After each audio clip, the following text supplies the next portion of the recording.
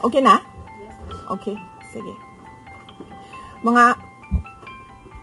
Mga kababayan, Assalamualaikum warahmatullahi wabarakatuh. Madayaw, maayong adlaw kaninyong tanan. Magandang araw sa inyong lahat. Sa mga nakaraang araw, marami ang humihingi ng reaksyon, komento, o damdamin. Damdamin ko sa issue ng impeachment na naihain laban sa akin.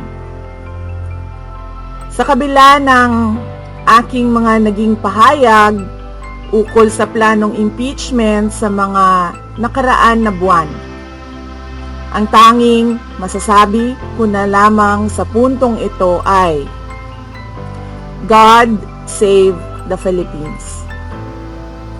Bukod dito, nais ko na lang ipaabot ang aking taus-pusong pasasalamat sa mga kababayan na patuloy na nagdarasal, sumusuporta, nagtitiwala, at patuloy na nagmamahal sa akin.